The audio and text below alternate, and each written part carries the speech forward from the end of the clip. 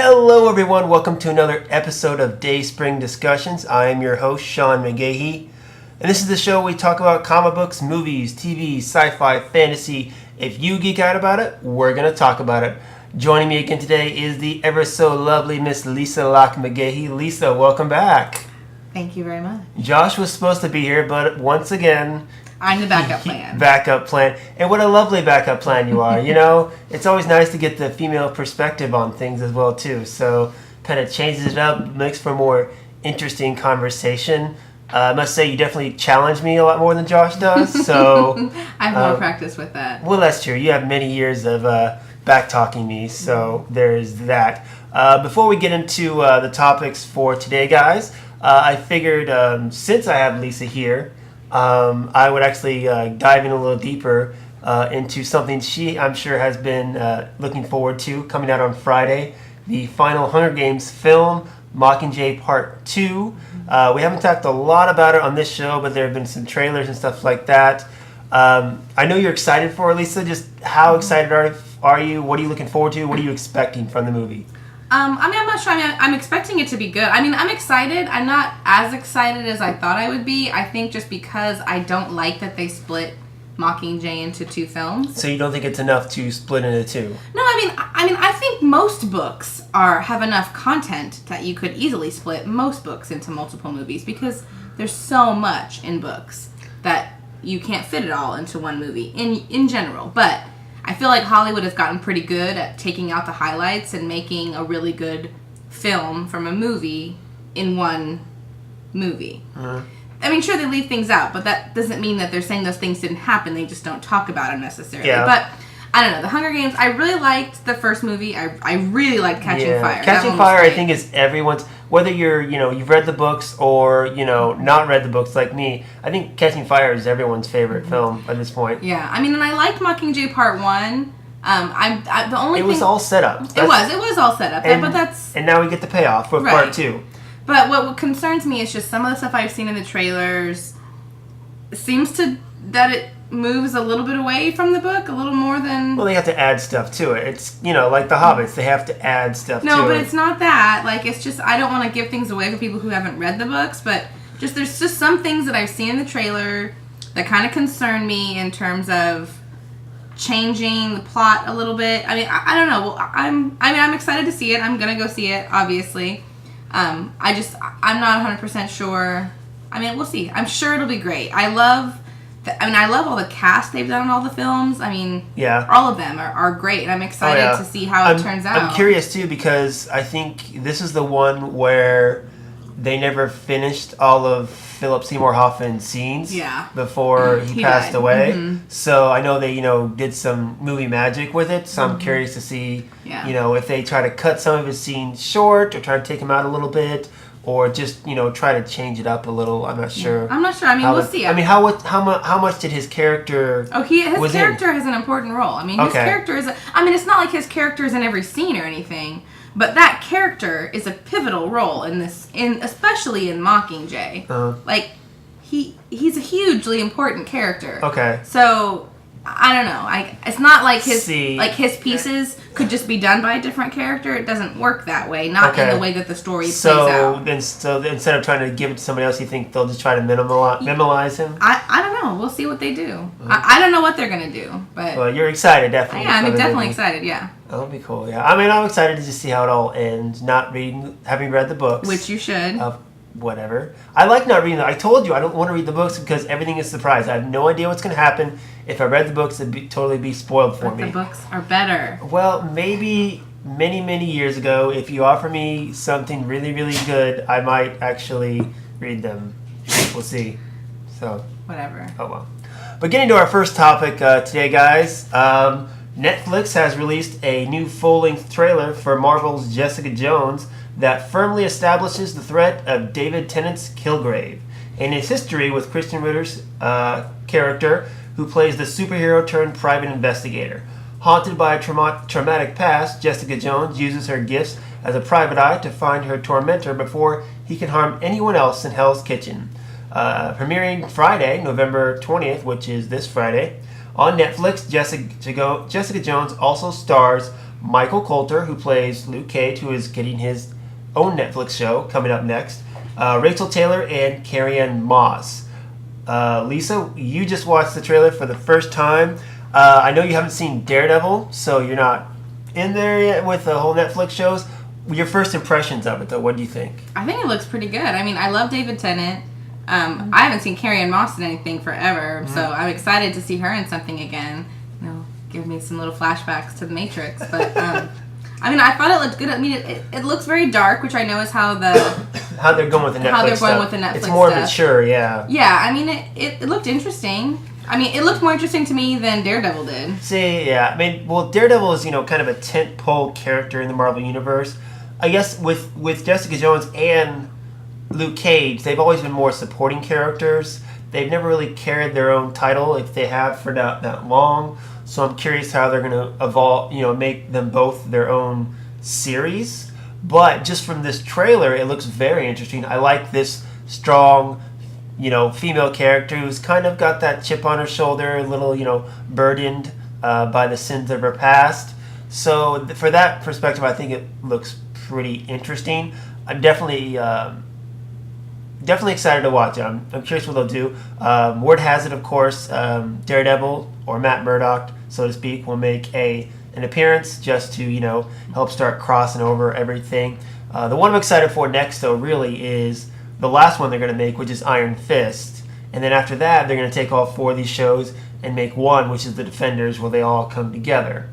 Iron Fist, I loved the old Immortal Iron Fist run, so I got to know the character through that. I really like the character, so I'm curious what they'll do with that. Who I really want to watch this show is Teresa, our friend Teresa. Why? I feel like this is kind of up her alley. Well, if you want a watching buddy, my mom will watch it with you. It's She'll got watch David anything Tennant. with David Well, Tennant. I figured David Tennant would be a nice appeal for you as well, too. Yeah. So, and he plays a villain, too. Mm-hmm. I think, just from the trailers as well, he's going to play a good sadistic villain, definitely. I think so. He looked pretty cool. He's got that creepy vibe to him. Mm-hmm. So, but it comes out on Friday, so I'm doing next weekend. Alright, so moving from over to Marvel Heroes to DC, guys. Just like last year, the CW will cross over Arrow and The Flash the week after Thanksgiving, and executive producer Mark Gillingham has now released the first photos from the 2-hour and 2-part story. The Arrow and Flash crossover photos feature Hawkman, Hawkgirl, as well as Speedy and Black Canary. Star Stephen Amell previously talked to Zap Tuitt about this year's crossover episode, which will introduce characters for DC's Legends of Tomorrow, the third CW show coming out based on DC characters. Let's see here. Amell said, last year was designed so that if you were a fan of one show or a fan of another show, you can enjoy each episode independent from another. But this year is not the case. In fact, most of the Flash episode takes place in Star City, and most of the Arrow episode takes place in Central City. We have a common villain, Vandal Savage, and just in general, we've done an excellent job of weaving not just 2 shows, but 3 shows together. Arrow and Flash executive producer Andrew Keisberg added, we look back and thought that these Flash and Arrow episodes were the biggest thing we've ever done. Now we have more heroes, more people with power, and bigger villains. It's really exciting. So, you're a little caught behind on Flash, as in middle of first season behind on Flash. Way behind. Way behind. Actually, I know Josh. I got Josh watching Flash. He's almost done with season 1, and then he wants to try to catch up to season 2. Mm-hmm. He hasn't seen any of Arrow. You've seen more Arrow than he has because you sit down and play on your iPad while I'm watching the episodes. I've seen bits and pieces of it. I'm not interested in Arrow. I've tried. I like the first season. I think I watched almost all of the first season of Arrow. Did you? I'm not sure. I think not about the fact that you actively tried to watch it. You were just there when I was watching it. Right, but I think I managed to watch most of the first season, and I didn't hate the first season. You just watched the exercise scenes. Don't lie. But the bits and pieces I've seen of the Arrow, the last few, and the ones I've seen with you this season. Number 1, I do not like Laurel as Black Canary at all. Well, I don't like the Laurel character at all. Yeah, I don't like Laurel at all, and I don't like all this mystic, magical, blah, blah, Well, blah that they're doing that's now. where they have to go there. Because, that was the thing. Arrow started out as very realistic. First season. Which is why I liked it. And then the second season, they brought in more of the science, metahumans. When they gave, they introduced Barry Allen. He got struck by lightning. So then they had to, keep going farther. So they're getting more into the supernatural and superhero way of it all. So just as an FYI, just to get on this, so the villain Vandal Savage is actually he's a villain, really cool villain actually. He's lived for thousands of years. He's immortal, big threat, usually a very big threat in the DC universe. And then you have Hawkman and Hawkgirl, who are star-crossed lovers who have lived many lives together. And every time they die, they get reincarnated and find their way back to each other. Kind of how that story goes. So I think the immortality between those heroes and that villain is going to come into play, I think, is how they're going to kind of go with that, I guess.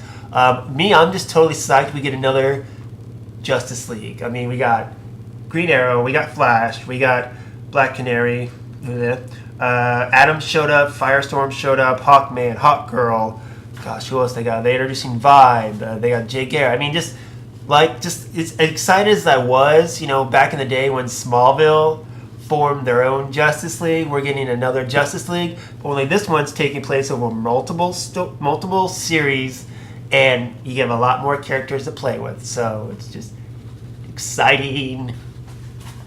You don't look that excited. I'm not overly interested in that. Man, it's gonna be so. Because that's the thing. My thoughts on Man of Steel and how I feel like the DC movie cinematic universe is shaping up. But I feel like with Arrow, with Flash, with what's to come as far as DC's DC's Legend of Tomorrow, it's going to be a good TV universe.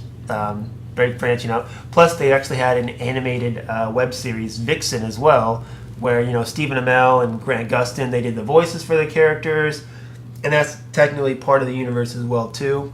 But I think it's shaping up good. I'm curious though if they're ever going to incorporate Supergirl into it, because it is the same kind of creative team working on that is on Arrow and Flash. And then they just guest starred Constantine, who again, he had a show last year on NBC, had nothing to do with Arrow or Flash. It got canceled, but then they brought the character over just to, I don't know, just for kicks or to test him out or what. But they did that, so. Alright guys, so if Lisa has nothing else to say on this, I guess we can move on. No, I mean, I think it's people who really I don't have enough time to watch all the shows that you watch. I have a couple of shows that I actually keep up with. Nothing on the CW. The CW is part of that plan for me. That's the thing. I would not recommend The Flash or Arrow just to anyone, because they have that cheese factor to them, So I get that. I mean, if I were to recommend any superhero show, it would be Daredevil, because of its serious tone and well scripted, pretty well acted for the most part as well too. But Arrow and Flash, I love them because I'm a superhero lover. I wouldn't recommend them to everyone. I really like The Flash. I would finish watching that one. I didn't not finish watching it because I didn't like it. I just don't have time. Yeah, well, time is of the essence, I guess. Well, I don't have any of that. All right, guys. The Hollywood Reporter has confirmed that director Doug Liman, who directed such movies as The Bourne Identity, Edge of Tomorrow, Swingers, Mr. and Mrs. Smith, is in final negotiations to direct the X-Men spin-off film Gambit for 20th Century Fox. Both Channing Tatum and Léa Seydoux remain attached to star in the Gambit movie, which features a script by Josh Zumuter based on a treatment by the legendary comic book writer Chris Claremont. Lauren Schuler-Donner, Simon Kinberg, and Channing Tatum are set to produce. The film is set to follow the spin-off film Deadpool, which comes out February 15th of next year, and X-Men Apocalypse, which comes out May 27th. Created by Chris Claremont and Jim Lee in 1990, Gambit, a New Orleans native mutant, quickly became a fan favorite due to his kinetic energy manipulation abilities and attributes for stealing.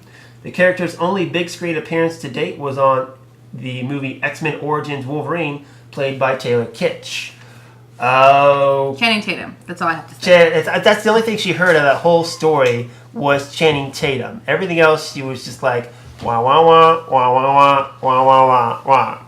So I'm going to take the lead on this one. Doug Liman, I've liked most of his movies as a director. Born Identity was great. I like Mr. and Mrs. Smith. Edge of Tomorrow, which, of course, was not good at the box office, has finally got its recognitions. I'm not a big Tom Cruise fan, but I'll even admit that was a good movie. So if Doug Liman got his hands on a character like this, I think it would be very well. Of course, it all depends a lot on the script.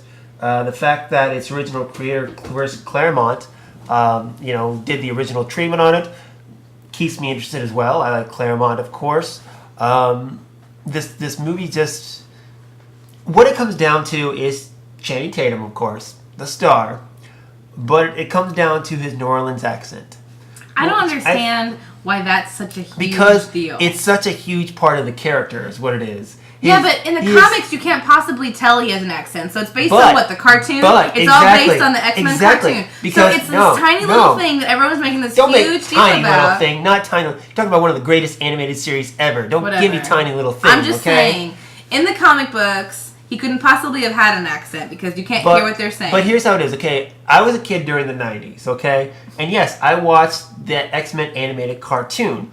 But I also read a lot of X-Men comic books. So whenever I read the X-Men comic books, the voices I heard were the ones from the animated series. Right, I'm sure that's true. So now everyone... But you probably have a terrible New Orleans accent, so... Of course. You probably heard a crappy one in your head anyway. No, I heard the one that was in the animated series.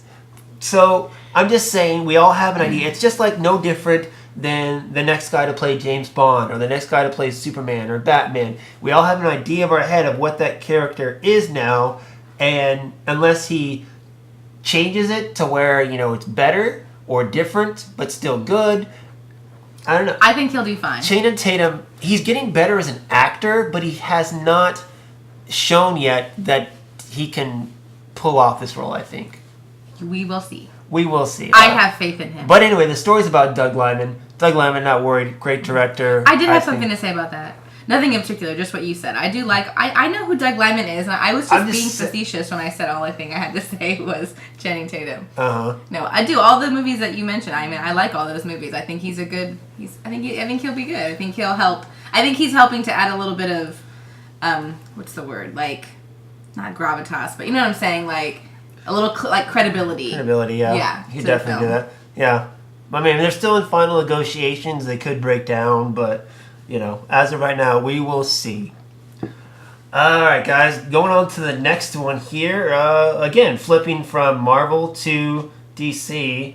I think all we've got today is comic book related Marvel, stuff. DC, Marvel, well, I have a DC, couple of them coming up here. But anyway, executive producer Charles Robin revealed when and where the DC Cinematic Universe installments Wonder Woman and Justice League will be filming during an interview with Collider.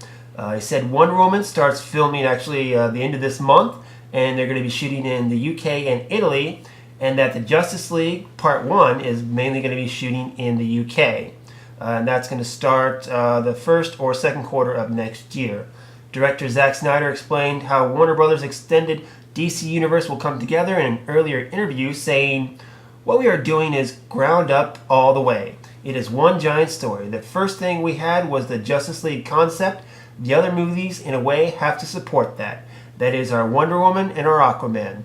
They have their own creative concept that supports them, but they do serve Justice League in the coming together of those heroes." Wonder Woman is scheduled for release on June 23rd, 2017, and Justice League Part 1 is scheduled to open on November 17th, 2017, though Ben Affleck, Henry Cavill, and Gal Gadot will first be seen as Batman, Superman, and Wonder Woman in Batman v Superman: Dawn of Justice, which comes out March 25th this next year. So it looks like they're shaping up the DC Cinematic Universe a little bit, kind of getting more details that it's actually a go, especially with the Wonder Woman movie. I'm not quite sure. They must have a lot of confidence in Gal Gadot, a lot more confidence than the rest of us do, because if it were me, I'd wait and see how she's received on the film, on the big screen, before greenlighting and shooting an entire Wonder Woman movie. Yeah, I think it's very risky what they're doing. I mean, I feel like Marvel, they have their whole universe now, but they started small. It was like one movie, get a good reception, another movie. They didn't start filming multiple movies at once until like they were a little more well established, I feel like, than the DC. I feel like DC has kind of almost... Because they're playing trade catch-up is what it is. Right, but I don't think it's and smart. And it's going to be horrible. Yeah, horrible, I am reserving judgment. I can't even really think about how I think about anything past Batman v Superman until I see Batman v Superman. Yeah. Because I am so not sure how that's going to play out. I mean, you and I both were not a fan of Man of Steel. Mm-hmm. I mean, I liked it better than you did, but I didn't like it anywhere near as well as I liked Marvel movies. Yeah, I mean, for me, my biggest thing about this is Zack Snyder. It always has been. Yeah, that's my biggest He wasn't the right guy to direct a Superman movie. He's not the right guy, I think, to helm this universe and direct a Justice League movie. His style is, dark and gritty, which is, what they want to do because they want to be so different from Marvel that I think it's just the wrong play to go. And the thing about, Marvel versus DC too is they're casting well-established actors and actresses for their movie. Like, for instance, they just cast, Benedict Cumberbatch as Doctor Strange. You have a well-respected actor in a basically unknown role. But you know what? He's such a good actor. I'm pretty sure he's going to make it entertaining, even if, somebody just has no idea who Doctor Strange is. To take Gal Gadot, who everyone perceives as a bad actress at this point, granted, she hasn't had a lot of room to show what she can do, if she can do anything at all. But to give her this role where she is the staple for, the number one female superhero in the world, to give her this franchise, I'm not sold on it, I guess. And to put this movie at a green light before we even know what she's capable of, or if she even works as a character, I think is a mistake. I agree. I'm not psyched for. I'm hopeful. I want it to be good. We're not trying to say we don't want it to work. I'm just everything I keep hearing personally. About it, yeah. Just I don't think will work. I mean, I'm not worried because she's virtually an unknown or whatever, or not very well known. Because Marvel, when they first started, they weren't casting people who were like big, huge, ultra super. No, if you think about Chris Hemsworth and Chris Evans, like they were known, but they weren't like these super duper monster actors like they are now. Oh. I mean, Robert Downey Jr. was probably the best known who started in a Marvel film. I mean, sure, now they're all like gigantic superstars, but they weren't when they started. I feel like they were at least, respected. I don't know that that's even true. I would. I don't think so. Not when they first started. I disagree. I think they've done enough. I mean, especially, Chris Evans.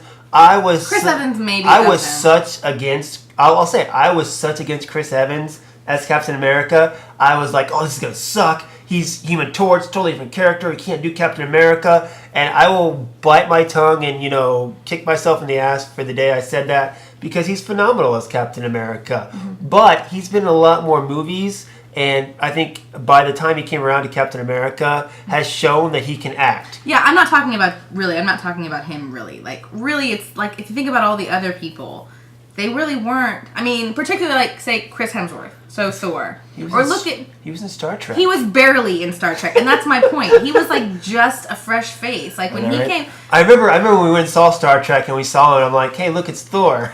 Yeah, I mean that's what I mean. Like he was just getting started. I mean, and if you look at all the other ones, I mean, Anthony Mackie is great, but he's not like a superstar. And if you just look at a lot. Anyway, my point is, I'm not worried about her because she's an unknown. I'm worried about her because what I've heard about her is not very good. And I just think it's risky to do her spin-off movie, to film it, before we've even seen her in it. Plus, she's anorexic. Okay, no one can see the face you're making except me. I know, but still. I'm just saying, she's an Amazonian, okay? She needs to be a little beefy.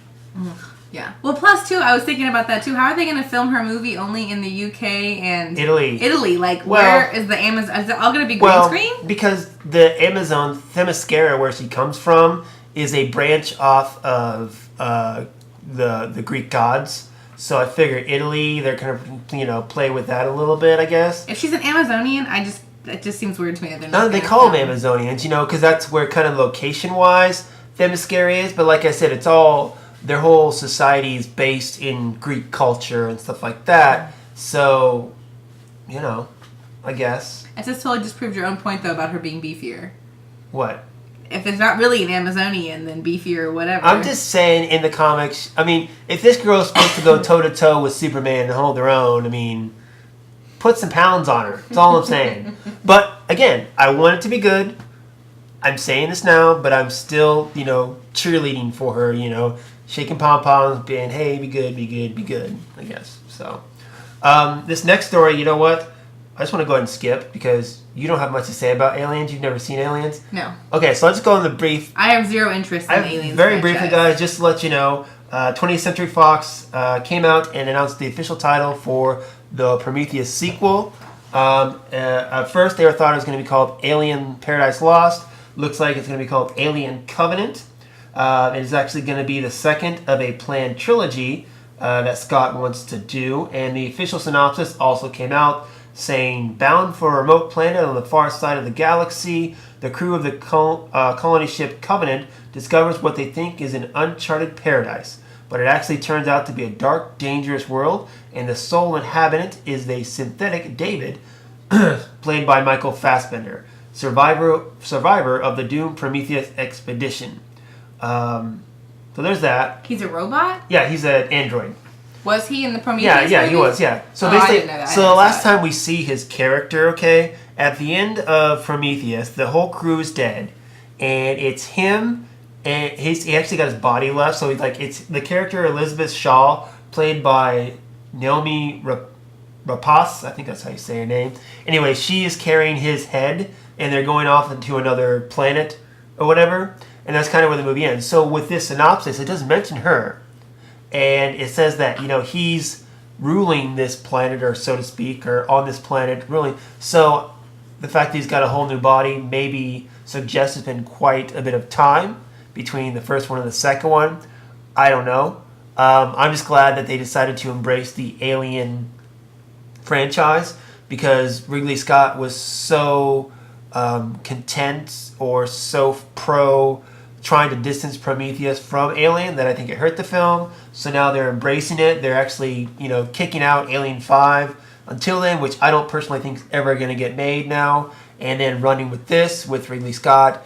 And it was funny because, you know, before The Martian came out a few months ago, Ridley Scott was starting to become a black sheep because he hadn't come out with a, you know, a hit movie in a while. And now he's got The Martian, and guess what? 20th Century Fox wants to listen to his ideas now. And they're all about making him happy now. So there's that.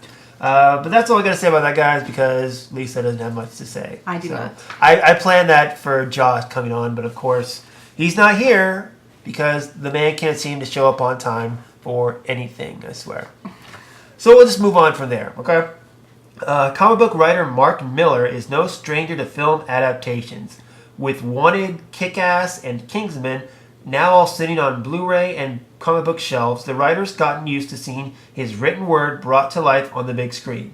His most recent Image Comics series, Huck, is already being adapted into a feature film by Studio 8, but the number for the first issue of the comic doesn't actually premiere on bookshelves until tomorrow. Okay? And Miller started a campaign for certain actors to star in the upcoming movie already. While Miller's speaking with The Sun, Miller turned his attention to Huck's female lead, Zoe, and his first choice is Rihanna. Miller said she will be ideal as the female lead as a beautiful girl in town who Huck has a major crush on. Huck, which comes from Miller's own imagination, follows a small-town superhero whose secret identity is outed to the media. His goal is now to do a good deed every day, and a plan that's put to the test when a newcomer comes to town and doesn't play by the rules. Miller would like to see her star alongside Channing Tatum, with Tatum being his ideal cast for Huck. Let's see here. Miller goes on to say those are his top choices, and he is very excited for Huck to be turned into a feature film. And he would really like it if those two would star in it. Rihanna, of course, made her acting debut in 2012's Battleship, woohoo, and followed that up with roles in This Is the End and Annie. So this is kind of interesting. So with Mark Miller, I love almost everything I've read of Mark Miller's. He's got a couple other projects that I think are being turned into movies as well. But I haven't really read anything Mark Miller that, especially his original material, that I haven't liked. Funny thing was, I remember when the original Kick-Ass came out, they did the first couple issues of that, and before it was even done, it was already announced they were doing a movie about it. And then, of course, before Kick-Ass 2 was even started printing, they actually started production on Kick-Ass 2. So the book came out not that far ahead of the actual movie as well. And now, of course, we have this one, Huck, which they've already greenlit a movie before the comic even comes out. I mean, what do you make of all this, Lisa? I don't know. Okay. I feel like today's full of topics I'm not interested in. Well, because I didn't plan on you coming in. You know, I would be more... I like Kick-Ass the movie. I liked Kingsman the movie. I never saw Kick-Ass 2, but... I love Kingsman. You know how much. Did you ever see it? No, I never saw Kick-Ass 2. We'll have to watch that sometime. I really liked Kick-Ass, and I loved Kingsman. Yeah, you liked it better than I did. Yeah, I really liked Kingsman. But, and I know you talk about, Mark Millar stuff all the time. So, what do you think, about... Let's go... Rihanna and Channing Tatum. Okay, I think that's interesting, that he... that's who he wants to be. It's really, because we really can't comment on it, because we don't know what the characters are. Nobody's read the book yet. Yeah, but we can comment that Rihanna's not a very good actress. Well, exactly. I mean, I didn't see Battleship because I heard it was just horrible. I didn't see it either. It looked horrible, and I heard Annie was bad too. I mean, as well. This is the end. I don't even remember her being in This Is the End. She probably was just one of the people at a party who fell in love with her or something. Probably, exactly. I vaguely remember her. Oh, no, I do remember her being in it, but it was just a small bit. I don't remember that at all, actually. But yeah, I think it's interesting, that Channing Tatum, of course. I've seen the cover of the comic, and he's, Huck's this big, muscular, like, Captain America looking guy, of course, so Channing Tatum, of course, probably would fit. I guess we can trust Mark Miller, but Mark Millar, sometimes he says some stuff that is kind of out there a little bit. Like, as a writer, he's awesome. As a guy who, kind of makes, as far as commenting, he sometimes is questionable. I think there's a reason why the people who write the books that movies are made of aren't generally involved in the casting. Of course. So we'll see. Making a movie is totally different from, making a comic, which is totally different from making a TV just show. Because you have somebody's look in mind when you're writing a part doesn't mean that person can pull off that role. Exactly. Rihanna might look like this character, but as far as being a female lead in a major motion picture, I'm willing to bet she can't pull it off no matter what the character is. So, oh well. Alright, well that's it, Kat. It's time to get serious, okay? Time for my favorite segment. Let's talk some Star Wars! Are you excited, Lisa? I am excited. 30 days. Well, yes, 30 days. 30 days. 1 month. Actually, that's 28 days or something. 29. How many days is it? No, because there's only 30 days in November. So it should be 30, yeah. So this time, 1 month from now, we will be getting ready to go see Star Wars The Force Awakens. Yep. Yes! Yep. Awesome. I hope it lives up to your expectations. I do. Well, see, I've been on that freeze now. Remember last week I said? So there have been 3 TV spots that I've avoided, several photos I've avoided, and then, of course, coming up, we're going to talk about this Entertainment Weekly that I don't plan on picking up. I know I can't keep out everything, but I'm just trying to minimize it as much as I can. I could go through, out of all the stuff that I've seen the last week, or just headlines that I've seen, I can go through and add a lot more stories to what we're about to talk about, but I tried to keep it minimal as possible because I do not want to be spoiled at all. But that's the thing too. I don't want my expectations are already high. I don't want them to see more photos and TV spots and get even more high, which I guess I don't think they really get much higher as far as my expectations. I'm pretty sure you're maxed out. Exactly. Yeah. But so I'm focusing more of my energy on reviewing. I just started rewatching Clone Wars episodes.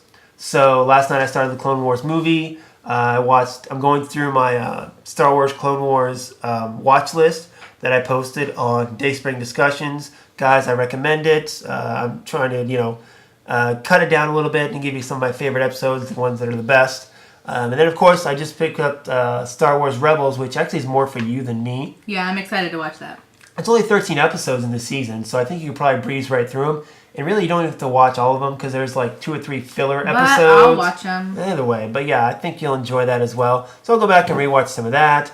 Got some graphic novels from the new ones from Marvel to read. I got some new books. So I'm going to spend the next month, going through canon as opposed to focusing on all the marketing, but it's unavoidable because it's everywhere. I mean, have you walked into any store in the last every week? store you walk into, like, no matter what they sell, you're, like, bombarded by Star Wars. It's everywhere. Exactly. I can, walk into any store and immediately there'll be Star Wars there. It's amazing. I mean, I'm happy and both a little frightened because I'm like, no, I don't want to see it, but it's everywhere. So, but with that being said, let's get into. Let me read the question. Read what question? I'm gonna read your thing. You're gonna read it? I'm gonna read it. Okay, but I'm not very good at typing, and sometimes I improvise. Okay, fine. So, see, if you told me you wanted to read it, I could have written it for you. I can read it anyway. Whatever. You don't have my finesse, okay? Okay, fine, whatever. Finesse. It takes a level of skill to do what I do. Okay? I mean, you have your skills. Lord knows you have your skills, but, just let the experts handle it, okay? She's giving me the evil look. Like she thinks I'm crazy. It's a look she gives me quite very often. Because I know it's true. Anyway, guys, Entertainment Weekly has debuted 4 covers devoted to what else? Star Wars The Force Awakens.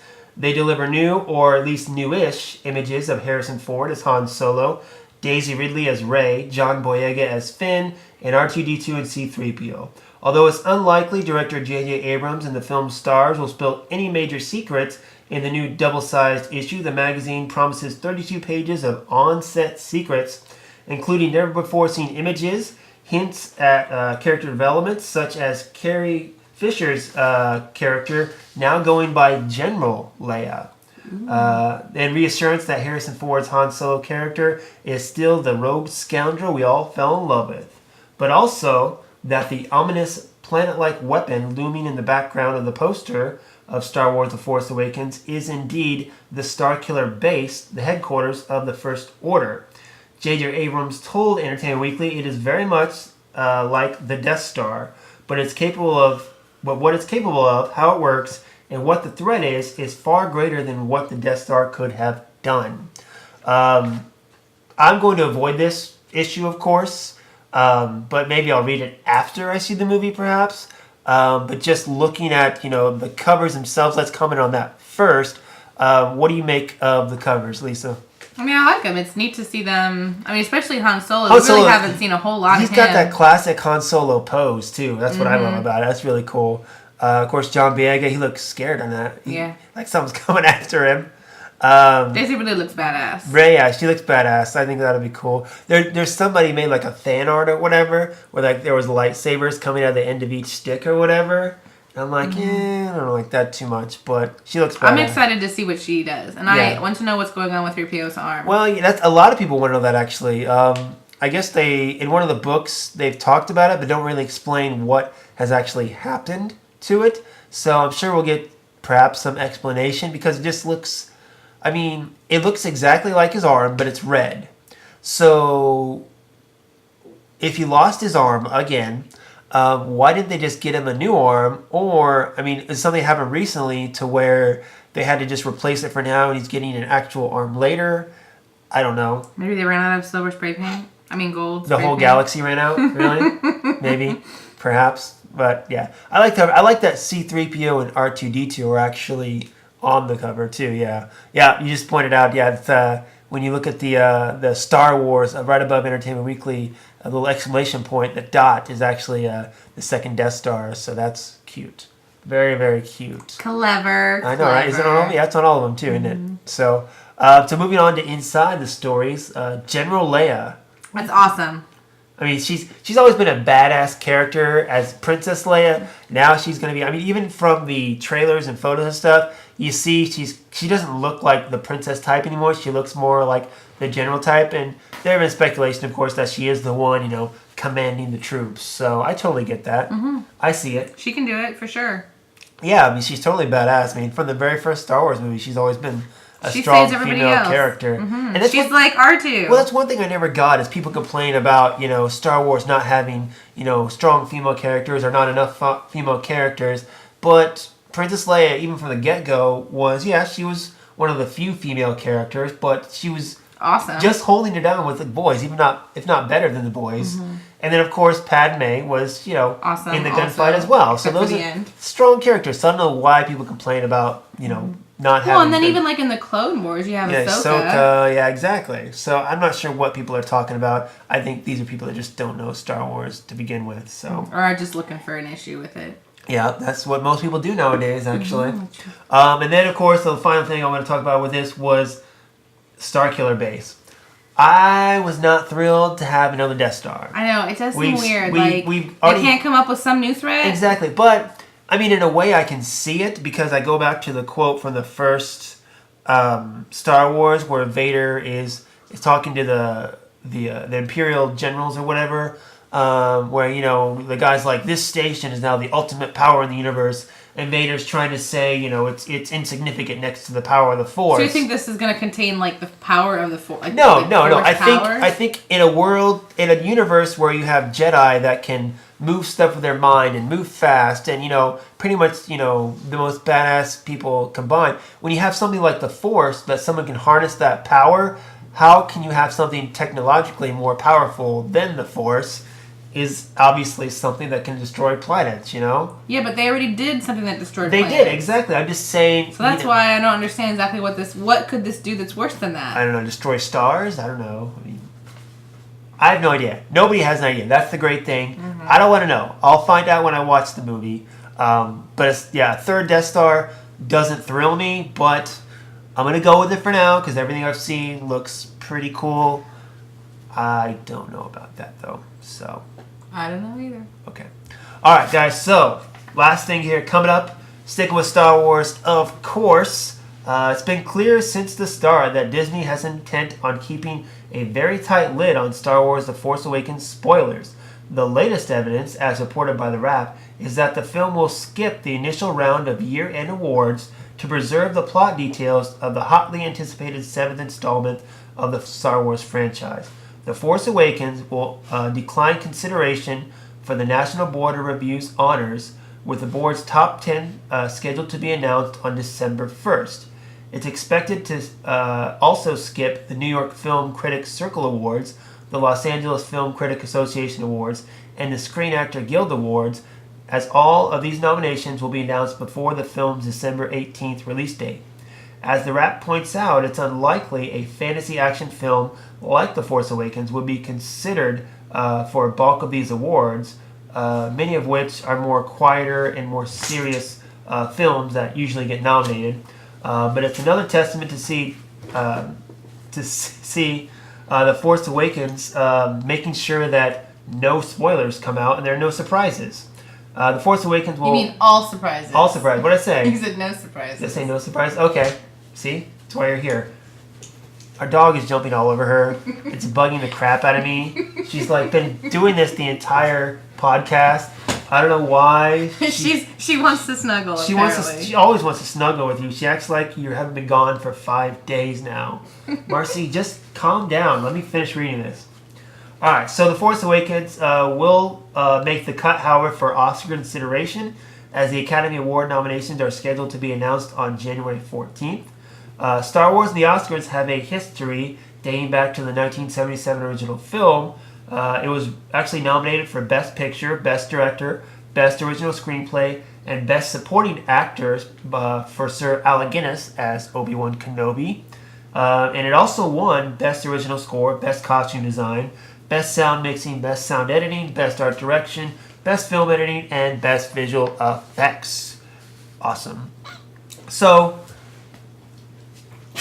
Force Awakens, Disney has decided, we're not really going to win these awards anyway, so might as well just keep a lid on them.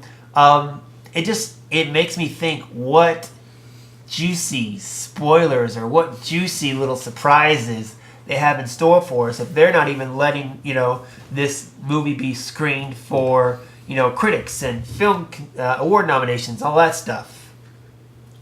I think that's smart. I think it's smart of them to wait if they don't want spoilers. Because spoilers are going to get out. Oh, yeah. In this day and age, that's the thing. Yeah. In this day and age, you can't do anything, without actually, you can't tell. What's the phrase?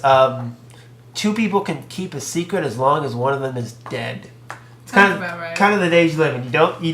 Can't tell anyone something if you don't want it all over the internet. Is what it is. Yeah, true story. Or Facebook, I guess. That is the internet. Huh? That is the internet. Well, yes, but Facebook is its own thing, because like, you have people always airing their drama online on Facebook too. Yeah, I think it's smart of Disney to do this, to just not even bother. They're not going to win with those anyway. I mean, and considering, talking back to how the original Star Wars, New Hope was nominated for all that. I don't particularly think The Force Awakens is going to be nominated for a whole lot. I don't think so, unless... I feel like the Academy... I mean, at the time, when Star Wars first came out, it was groundbreaking. Now, not that Star Wars... I mean, Star Wars is kind of... I mean, it's you know what I mean. It's not that groundbreaking thing that it was at the time. Now I'm sure it'll get some, it's special, but it'll it's get not some, like some special effects nomination. But I don't see any kind of actor nominations. Yeah. I don't see the Best Picture. Yeah, Best Picture. I don't think that's likely. I mean, the score will probably get nominated, especially with John Williams doing it. I mean, he generally gets nominated for what he does, something every year. Because he is awesome. Agree, but I think maybe visual effects, maybe some of that stuff, but I don't see anything in terms of I don't think Best Director. I don't see any of those being up for grabs. I can see directing, but yeah, as far as acting or Best Picture, anything like that, more technical stuff, sound editing, art direction, stuff like that. I see that happening. But yeah, I mean, just to me, it's just, what could they be holding back? What could they be doing? And where is Luke Skywalker? We'll find out in a month. Oh my God. 1 month. I'm going to count down the days, I think. Every day, I'm just going to be like, yeah. You're just going to skip right over my birthday, right to Star Wars. Well, yeah, I guess we could do that too. But, we got Thanksgiving, Black Friday, your birthday, and then Star Wars, so. But hey, that's one thing. It's like, when we get to your birthday, it'll be like less than a week. So, I'm not going to say we're going to celebrate more on December 17th than we will December 11th. But we will. Just don't hold it against me. If you see my enthusiasm for that day be more than your birthday. Whatever. No, you married me. You knew you were walking into, okay? So, all right? Just don't hold it against me. So, all right, guys. That is our show for this week. Hope you've enjoyed listening. If you want to hit us up with any questions, comments, or give us something to talk about, you can email me at dayspringdiscussions@gmail.com. If you want to look me up online, I am on Twitter and Instagram at Slim, SLYM, Dayspring12. That's it, guys. We will see you later. Until then, may the Force be with you.